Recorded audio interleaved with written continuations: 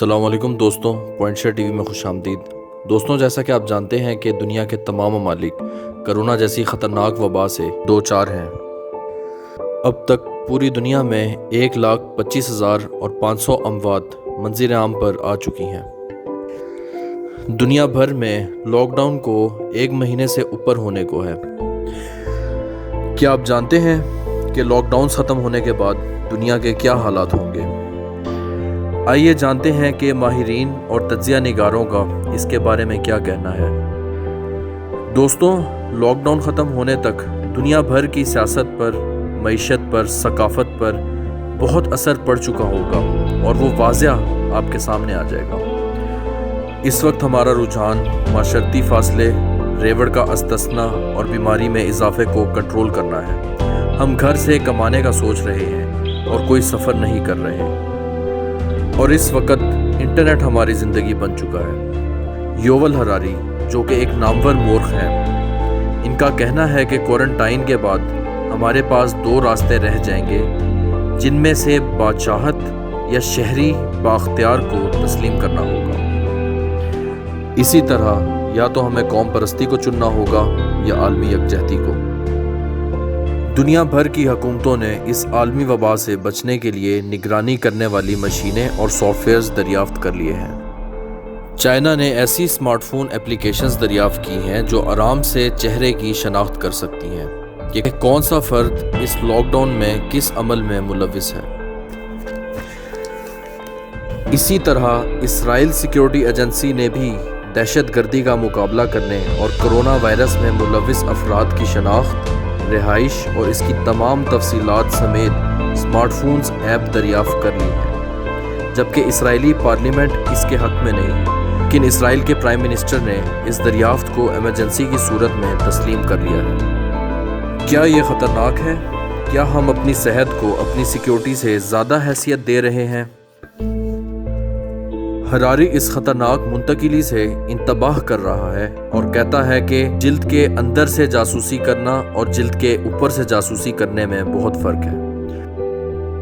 مثلاً ہم سب مجبور ہو جائیں گے کہ ہم بائیو میٹرک ڈیوائسز اپنے ہاتھوں پر پہن لیں، جس سے ہماری باڈی کا ٹمپریچر اسمارٹ فونز ایپ میں شیئر ہوگا تاکہ گورنمنٹ کو پتہ چل سکے کہ ہمارا جسم کس طرح کی مرض میں مبتلا ہے۔ اس کے علاوہ وہ یہ بھی جان سکیں کہ ہم کس سے مل رہے ہیں، جس سے بیماری کم ہو جائے گی۔ لیکن ایسے سسٹم میں آپ کی تمام انفارمیشن گورنمنٹ سے شیئر ہو جائیں گی، حتیٰ کہ انہیں یہ بھی معلوم ہو جائے گا کہ آپ کون ہو، آپ کی دلچسپی کیا ہے اور آپ کیا چاہتے ہیں۔ تاریخ اس بات کی نشاندہی کرتی ہے کہ جتنے احکامات بھی ایمرجنسی میں نافذ کیے جاتے ہیں، وہ کسی بھی ایک وقت اپنا ابتدائی ارادہ ظاہر کر دیتے ہیں۔ ہراری کا کہنا ہے کہ ہمیں اس صورتحال سے بچنا چاہیے۔ اگر ہم مثال لیں تائیوان کی، سنگاپور کی، ساؤتھ کوریا کی، تو یہ ممالک بہت ہی ہوشیار اور جذبے والے ہیں اور انہیں آپس میں باہمی اعتماد حاصل ہے، نہ کہ وہ جاہل ہیں۔ آئیے جانتے ہیں کہ قوم پرستی کو فتح ہوگی یا عالمی یکجہتی کو۔ عالمیت کا تصور اس کرونا وائرس جیسی وبا سے کمزور ثابت ہوتا ہے، لیکن ہراری نے اس سے ثابت کیا کہ عالمیت کیسے زیادہ مفید ہے۔ عالمیت کا انحصار 3 چیزوں پر ہے، جن میں سے ایک ہے میڈیکل۔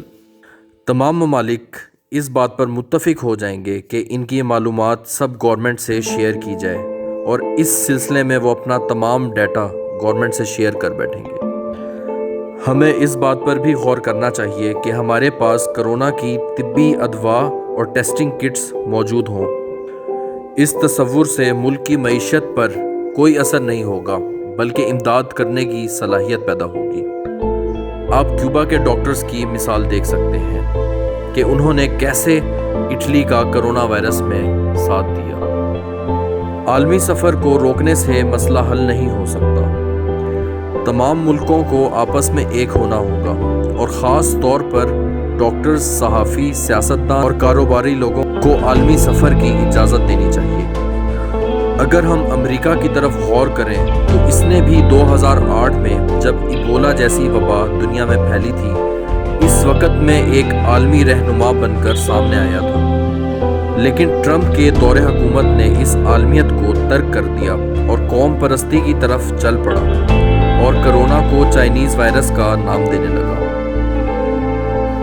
دوستوں، اگر آپ کو میری یہ ویڈیو پسند آئی ہے تو میرے چینل کو ضرور سبسکرائب کریں اور بیل آئیکن پر کلک کریں میری ویڈیو سب سے پہلے دیکھنے کے لیے، اور اپنے دوستوں میں شیئر کرنا نہ بھولیں۔ میں آپ کی خدمت میں ایک نئی ویڈیو کے ساتھ پھر حاضر ہوں گا۔ اپنا بہت خیال رکھیے۔